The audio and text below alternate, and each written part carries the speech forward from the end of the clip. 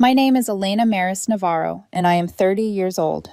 I keep repeating that number to myself because it still amazes me how quickly a grown woman can be shoved back into childhood the moment she walks into her mother's world.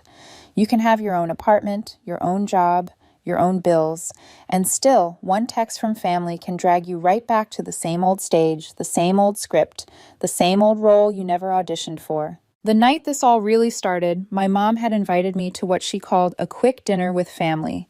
Those were her exact words. Quick dinner with family this Saturday. Nothing big. She texted it like she was asking me to pick up milk on the way home. I stared at the message for a long time before replying. The last time we all met, I ended up paying the entire bill. Almost $900, gone in one night, and nobody even blinked. My dad had joked, "Good thing Elena's got no kids to feed," and the whole table laughed like it was the funniest thing in the world. I didn't laugh. I had told them plenty of times that if they ever really needed help, I would step in, but I meant it as a gesture, not as a job title. Still, I hadn't seen them in 2 months. Guilt wins sometimes, even when you know better. So eventually I replied, "Sure, I'll be there." And that was that. I walked into the restaurant with that weird heaviness sitting in my chest, the kind of awkward weight where you can already sense something is wrong, even if you can't quite name it yet. My gut kept whispering that this wasn't just a dinner. It was something else, some setup, some expectation I hadn't agreed to yet. But like I always did, I shook it off. "It's just dinner with family," I told myself. "How bad can it be?" The answer was waiting right by the window. I saw them as soon as I walked in. Long table, perfectly placed so everyone could see them. My dad was mid-joke, animated and loud. My aunt was sipping wine like she was on vacation. My sister was snapping selfies with my mom, faces tilted, filters ready. The only person missing from their little picture-perfect moment was me. Or maybe I wasn't supposed to be in the picture at all. I walked over and gave a small wave. That automatic polite thing you do, even when you're not sure you're welcome.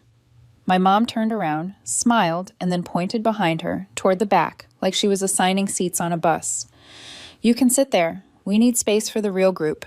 I paused, just long enough to see if she'd correct herself or say she was joking.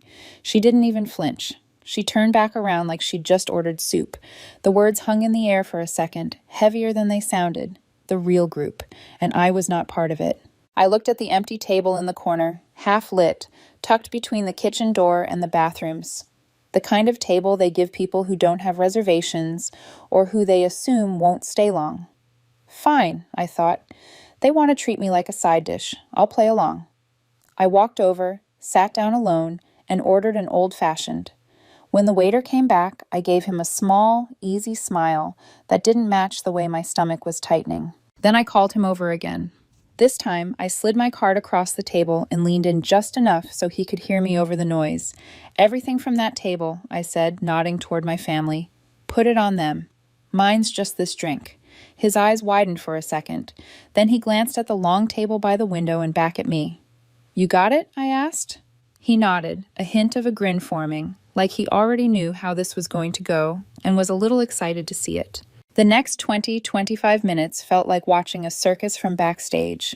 They laughed, they toasted, they ordered everything. Like there was no bottom to the menu. My uncle got the ribeye. My sister juggled 2 different appetizers at once. My dad ordered a $130 bottle of wine and poured it like it was soda. My mom kept calling the waiter over like he was her personal assistant. None of them had any idea. I just sat there at my little corner table, sipping my drink, watching, waiting. Then it happened. I heard my dad's voice explode from across the room, sharp and outraged.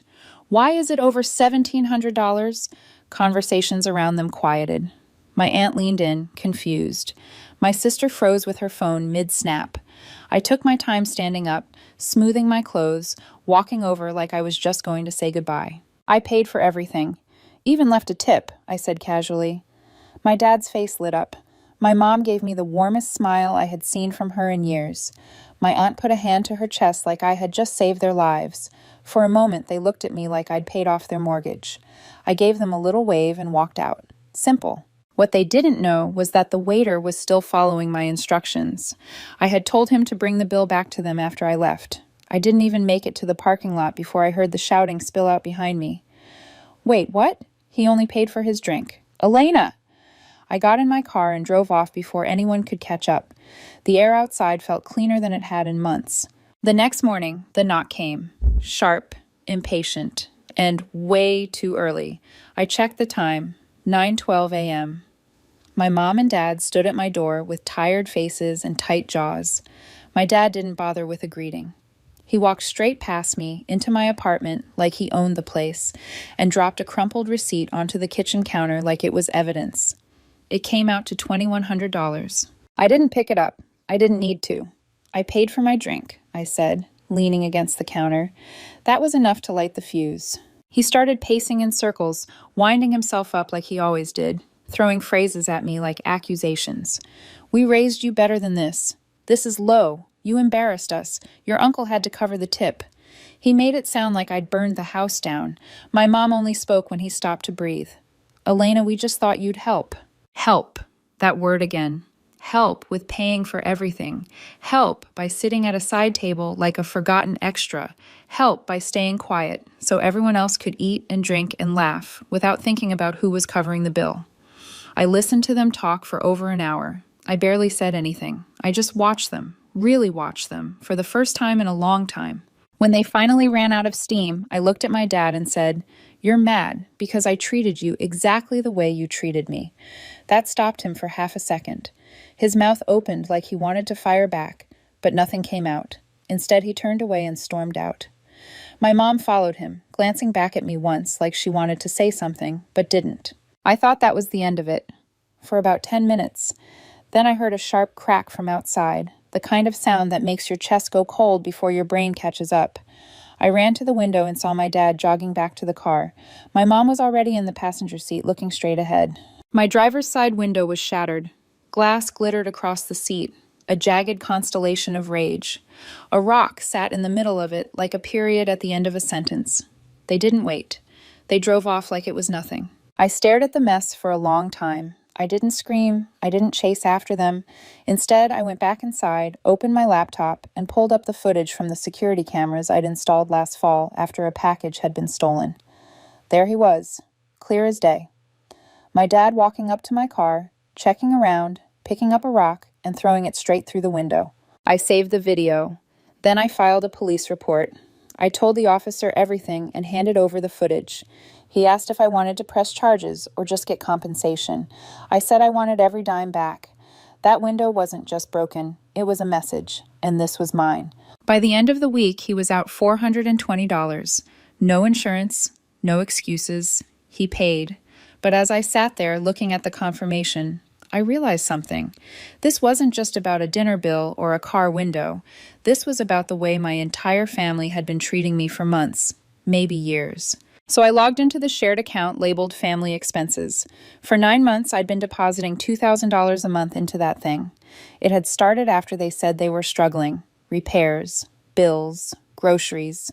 I had agreed to help temporarily, believing we were all working together. But the numbers on the screen told a different story. Shopping sprees, casual outings, little luxuries that didn't look anything like survival. My chest tightened, but my hands were steady as I moved the cursor. I shut it down, locked the account, reset the passwords, removed every link transfer, left it at 0. Then I logged out and closed the laptop. 3 days later, my phone started lighting up. 15 missed calls from my mom, 6 from my dad, a text from my aunt saying there must have been some mistake. My sister sent one line, "What the hell, Elena?" I put the phone face down on the table and took a slow breath. For the first time in a long time, I wasn't rushing to fix anything. I wasn't scrambling to be the responsible one. I just sat there and let the silence stretch. Something had broken, and for once, I was okay with leaving it that way. A week after I shut down the Family Expenses account, my life turned into a blinking screen of missed calls. 15 from my mom, 6 from my dad. Even my aunt tried. My sister sent that one perfect line. "What the hell, Elena?" I saw every notification, watched the numbers stack, and still, I didn't answer. For the first time, I was letting their panic sit exactly where it belonged, with them. Then, about a week later, they showed up again. This time, there was no warning text, no polite request, just a knock at the door that sounded lighter. When I opened it, my dad was smiling, actually smiling, like nothing had happened. My mom held a bakery box in her hands, the kind she brought over on holidays. There was a softness in her eyes I hadn't seen in a long time, but I didn't trust it. They stepped inside like they were walking onto a stage. My dad hugged me at the door, clapping my back a little too hard, as if that made it real. My mom placed the pastries on the table and started talking about how much they missed me, how family fights were normal, how we shouldn't let money come between us. She used all the right words: forgiveness, unity, starting over. We've all had a rough patch, she said. Let's just move forward as a family. My dad nodded along, adding his own rehearsed lines. We were thinking maybe we could all go out again. Just a good evening, no drama. My sister's name came up a few times, mentioned like a ghost that couldn't quite manifest in the room. She's just stressed with school. She still loves you. She just doesn't know how to show it. I watched them carefully. The way my dad's knee bounced when he thought I wasn't looking. The way my mom's hands gripped the edge of the pastry box a little too tightly. They were here to fix something, yes, but it wasn't our relationship. It was their cash flow. Still, I smiled, nodded, played along. That sounds great, I said. I watched the relief wash over them. My mom relaxed. My dad's shoulders dropped. They left my apartment that day convinced they'd won. In their heads, it was simple. A hug, some pastries, a few words about family, and suddenly everything was back to normal. That's all they ever wanted anyway. A reset button, no accountability. So when they suggested dinner that Saturday, I agreed immediately. I even picked the place myself. Somewhere expensive, somewhere with chandeliers hanging so low they seemed to whisper in your ear, a place that looked like forgiveness from the outside. I called ahead, made sure we'd get a nice table, private enough to feel important. It had to look real. Saturday night arrived, and I got there 10 minutes early. I dressed the way they liked to see me, polished, calm, successful. White blouse, clean watch, hair done, a smile that didn't belong to any real emotion. When they walked in, they all paused to take in the restaurant. My dad even let out a low whistle. My mom's eyes were shining, pleased. Let's not do that like last time, huh? My dad said, nudging me with his elbow, turning the memory of their meltdown into a punchline. I smiled. No way, I answered. We sat. We ordered wine. The first few minutes felt almost normal. My mom said she felt like this was a turning point. My aunt, who had joined us this time, kept nodding along to everything, like she'd just come from a therapy session and wanted extra credit for agreeing with all the right sentiments. My sister barely looked up from her phone except to roll her eyes at the waiter or take a picture of her plate. They didn't hold back. Appetizers for the table, steaks, seafood, 2 bottles of wine. My dad made 2 toasts, both vague and self-congratulatory, about family sticking together and overcoming hard times. My mom kept throwing me looks across the table, that almost proud, almost guilty expression that never quite turned into real words. I sat through the whole thing like a professional actor, hitting every mark, nodding, smiling, laughing where I was supposed to. Inside, I was counting. Drinks, plates, bottles, desserts. I knew what that bill would look like before the waiter even printed it. Toward the end of the meal, I checked my phone and stood up calmly. My boyfriend's calling, I said. I'll be right back. Nobody questioned it. My dad just waved his fork like a blessing. My mom reminded me not to be too long. My sister barely glanced up. I walked past the restrooms, through the hallway, and nodded at the waiter, who already had the check in his hand. We exchanged a look, the kind that said he remembered our last performance and was ready for the sequel. Then I slipped out the side door, walked to my car, and drove away. I didn't need to see their faces to know how the next 10 minutes would play out. The waiter would bring the check to the table. There would be a joke at first. Then the joke would crack. My dad's smile would collapse into that familiar scowl. My mom would ask if there had been a mistake. My sister would accuse someone of playing a prank. The numbers on the page wouldn't care about any of it. By the time I got home, my phone was already vibrating itself toward the edge of the counter. 40 missed calls. 4 voicemails. The first voicemail was restrained. Elena, call us back. There's been some misunderstanding. The second was louder, angrier. The last 2 weren't even full sentences, just shouting in the background and harsh breathing near the mic.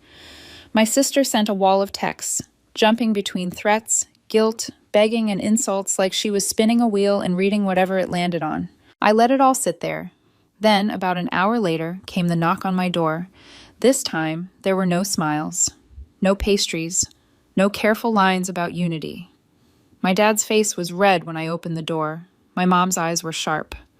My sister pushed her way in like she was the one who lived there. "You humiliated us," my dad said, again.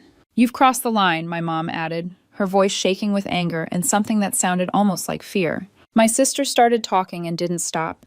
She called me petty, pathetic, childish, accused me of holding a grudge, of tearing the family apart, of not understanding what family meant.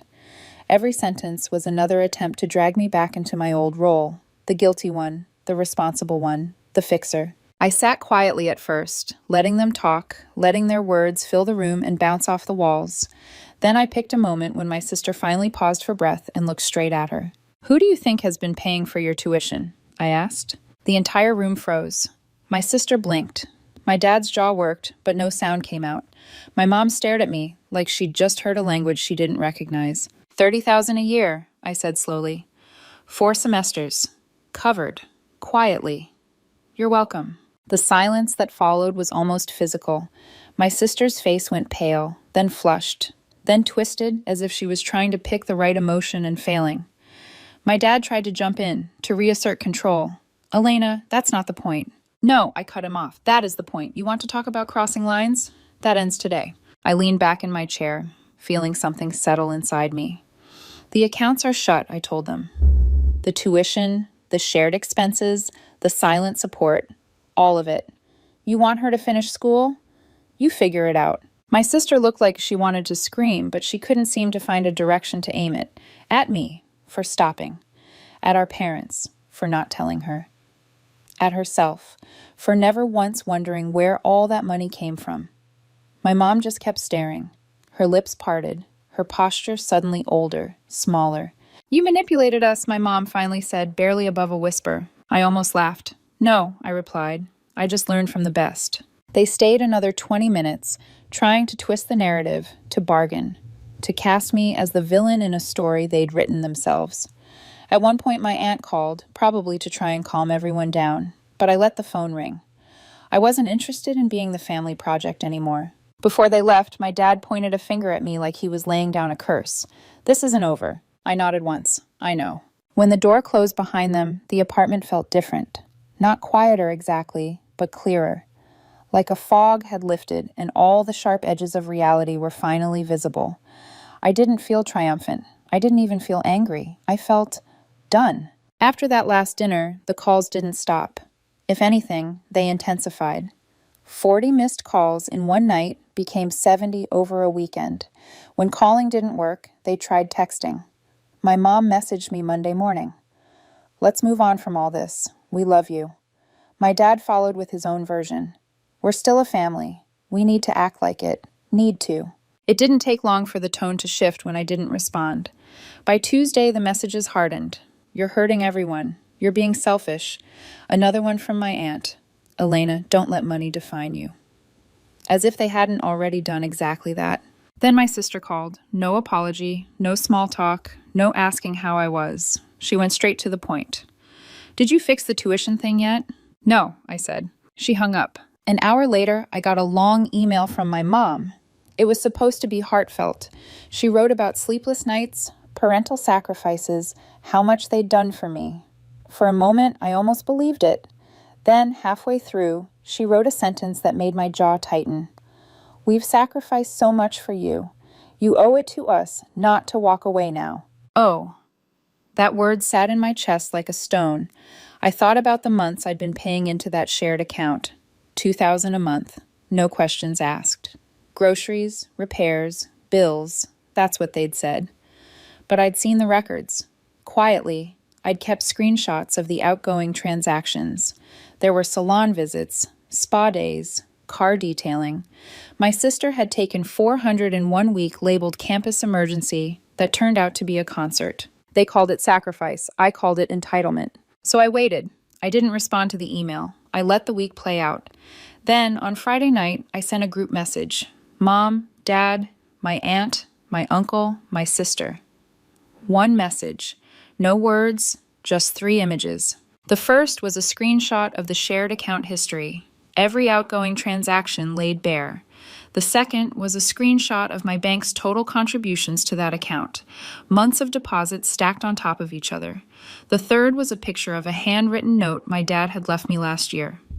"We're proud of you. You take care of us better than we deserve." I hit send, put the phone down. They didn't respond immediately, but I knew they saw it. That kind of truth lands whether you acknowledge it or not. The next day, I got a visit, but not from my parents. It was my cousin, the one who tended to stay neutral, the one who didn't rush to pick a side. She stood on my porch with 2 coffees in her hands and an expression that looked like she'd just walked out of a burning house. "They've been telling everyone you're having a breakdown," she said as soon as she stepped inside, "that you're paranoid, that you're trying to punish the family." I didn't react, I just listened. "My mom tried to convince me you were emotionally unstable," she continued, "but I've seen the account history. I know what they've been doing." We sat at the table, coffees cooling between us, and talked for about an hour. She didn't sugarcoat anything. She said my parents were panicking, that my sister was furious, that my aunt was trying to control the narrative. Then she said something that lodged itself in my mind and refused to leave. "They don't see you as a person anymore, Elena, just a function. You were the one keeping everything afloat. You stopped, and now they don't know how to act." That was the surprise I hadn't prepared for. Not just that they used me, but that they never even thought it was wrong. In their world, I wasn't a daughter. I was a system, a provider, a solution. That night, I lay in bed staring at the ceiling, thinking about every dinner, every transfer, every quiet moment where I'd told myself this was just what family did. I thought about the rock through my window, the way my mom had called the waiter like he was hers to command, the way my dad had said, "Good thing Elena's got no kids to feed," like my life was an endless, obligation-free resource. So I made a decision. Not in a dramatic, movie moment kind of way. Quietly, methodically. The same way I'd once decided to help them. I decided to leave. I didn't announce it. I didn't make some grand speech or write a dramatic farewell message. I simply began packing. Quietly, deliberately, like someone collecting pieces of herself that she had forgotten she was allowed to keep. Clothes, documents, a few books I still cared about, small pieces of my life that weren't tangled up in obligation. My apartment wasn't large, but somehow it held years of emotional residue. Gifts I never wanted, reminders of dinners that drained me, holiday trinkets that masked resentment. I touched each thing only long enough to decide whether it came with me or stayed behind. Most stayed behind. I didn't owe anyone a goodbye. They hadn't earned it. The night after my cousin visited, my mom sent me another message. "One dinner, no drama. Your father says he's willing to let everything go if you just come." I read it twice. Let everything go. The way someone might talk about forgiving a neighbor who forgot to bring back a ladder, as if he was the one offering mercy, as if shattering my car window and manipulating me for months were things I should be grateful he was now willing to overlook. That sentence played in my mind while I filled cardboard boxes with my life. It didn't make me angry anymore. It clarified things. 3 days later, I signed a lease on a new place, hundreds of miles away, in a different state, a smaller city where nobody knew my name and nobody held expectations over my head. The apartment was clean, quiet, sunlit, in a way that felt like possibility. I stood in the empty space, listening to the quiet hum of the air conditioning, and felt something loosen inside me. Before I left, I made one final move. I logged into the university portal where I had been paying my sister's tuition. Not with pride, not with bitterness, just with finality. I canceled every pending contribution and removed myself from all future obligations. I clicked Withdraw Support, then confirmed it. Next, I logged into the emergency fund account, the one I had filled quietly when my dad said he needed help last year. $12,000 I had set aside for them, for repairs, emergencies, unexpected hardships. It wasn't an emergency fund. It was a pressure valve for their irresponsible spending. I moved the entire balance into my private savings. It wasn't vindictive, it was mine. The morning after I arrived in my new city, I woke up without an alarm for the first time in months. No guilt, no buzzing phone, no dread waiting behind a notification. I sat on the floor with a cup of coffee, watching sunlight spill across new walls, and felt a strange calm. Later that afternoon, my phone buzzed. Not my new number, but the old one I kept active only because part of me wanted to watch what happened next. A screenshot from my cousin appeared. It was a message from my sister in the family group chat. Why is my tuition unpaid? I just got a warning from admin. They're saying I'll be dropped next semester if it's not fixed this week. Another screenshot followed. My mom's response. Elena must have done something. Then my dad's. She's doing this to get revenge. Let her enjoy her little win. We'll figure it out. But I knew they couldn't figure it out. Not because they were incapable, but because for years they had built a lifestyle that depended on me.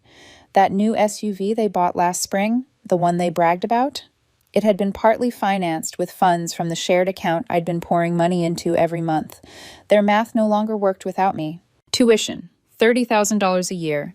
SUV insurance and gas, $900 a month. Repairs, shopping, dining, convenience, image. It had all balanced because I balanced it. Now it crashed because I stopped. In the weeks that followed, their messages took on new shapes. At first, they tried guilt. Messages about family, about responsibility, about sacrifice. When that didn't work, they turned to anger. Threats, accusations, dramatic declarations about how selfish I was. Then came silence, and silence was louder than anything. In my new city, I built a routine. A job arrangement that transferred smoothly.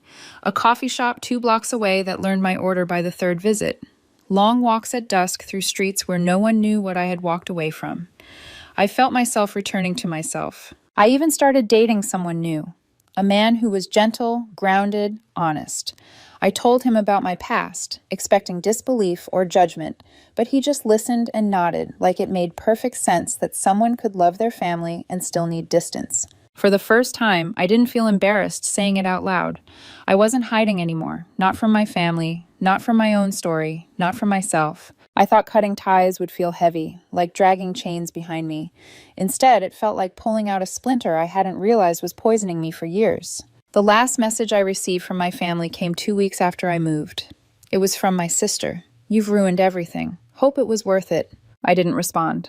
The next message came from my mom, a picture of the family house with the caption, "Still your home if you want it." It wasn't. It never had been.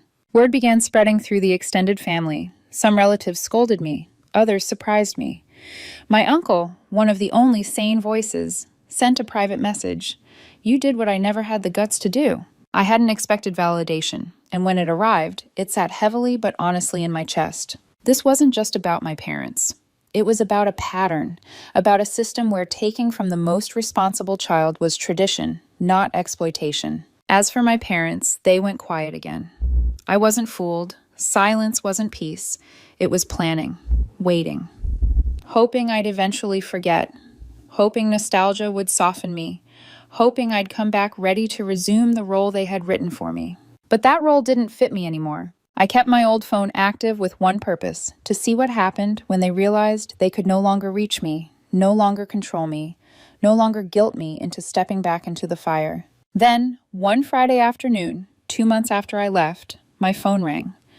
A number I recognized, but didn't expect. My uncle, the neutral one, the observer, the one who never took sides unless truth demanded it.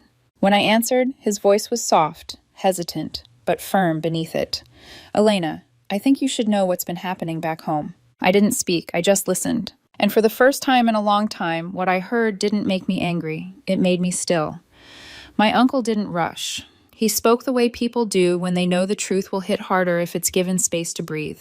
He told me that after I cut the financial cord, the consequences landed fast and without mercy. Not because I wished hardship on them, but because for the first time in years, they were standing on their own feet they hadn't used in far too long. Your dad, he's been working weekends at an auto repair shop, my uncle said. Full shifts. No shortcuts. No bragging to anyone about it. He just works. I leaned back against the couch, letting the words settle. The same man who once mocked anyone with a blue-collar job, now picking up wrenches and scrubbing grease from under his nails. For years he'd told me manual labor was for people who didn't try hard enough. Now he was discovering what trying actually felt like. My uncle continued, Your mom canceled her salon appointments, stopped her weekly brunches. She's clipping coupons again, cooking, paying bills herself. She even sold the SUV you helped them finance. I closed my eyes. That SUV had been her pride, her symbol of success.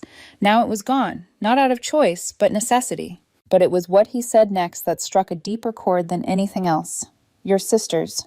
They've been working night shifts at the McDonald's near campus. They share rent with roommates now. Pack their lunches. They haven't asked your parents for $1 in weeks. My breath caught. My sisters, who had always spent money like it grew from the carpet, were working, hustling, carrying their own weight. And they're guilty, he added quietly. They know they took advantage. They're humbled now. That word, humbled, felt unreal in the context of my family. But he wasn't finished. Your parents told me something too. They didn't say it to the whole family, just to me. And they were serious. He paused like he was choosing each word with tweezers. They said, "We know we ruined something with Elena. We know it's not fixable right away. But if she ever decides to come home, we're not going to pretend anymore. We'll ask for her forgiveness. And this time, we'll mean it." A silence opened between us. Not the heavy kind, the thoughtful kind. I didn't respond immediately because I didn't know what to feel. It wasn't vindication. It wasn't triumph.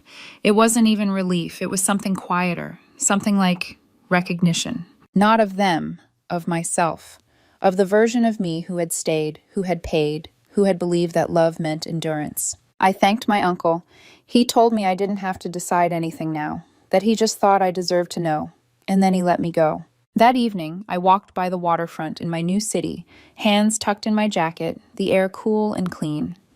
I watched the sunlight ripple across the water, gold stretching into distance, and I replayed everything, not out of anger or nostalgia, but to understand the full shape of what had happened. The restaurant, the rock through my window, the shared account, the tuition, the endless messages, the move, the silence, the unexpected growth on their side. I realized something important. I didn't trust words anymore. I trusted patterns. And for the first time, the pattern seemed different. Not perfect, not repaired, but shifted. I wasn't planning on rushing back to holiday dinners or letting myself be swallowed by old obligations. I wasn't ready to say yes to forgiveness or no to it. I wasn't ready to open the gates or close them forever. But I was ready to look, to see who they were becoming without me as their foundation, to decide with my own eyes whether their change was real or just another strategy to pull me back in. I decided I would visit, not to return, not to resume my old place, and not to give them comfort, but to observe, to measure their sincerity, not through speeches, but through behavior. If they really meant to ask for forgiveness, I would listen. If they hadn't changed at all, I would leave again, this time without looking back. I spent that night in quiet thought, realizing that sometimes distance isn't abandonment. Sometimes it's medicine. For them. For me. For all the broken places where resentment had grown like vines. I didn't hate my family. I just didn't trust them. And between those two truths, I found a strange, grounded peace. So I packed a small overnight bag, not as a daughter returning home, as a woman choosing her own terms. I don't know how the visit will go. I don't know if this is a new beginning or the confirmation of an ending. But I will write again, because if this entire journey has taught me anything, it's that endings aren't fixed. They can change, they can grow, they can begin again in unexpected ways. And sometimes the real story doesn't start when you walk away. It starts when you choose who you'll be if you ever walk back.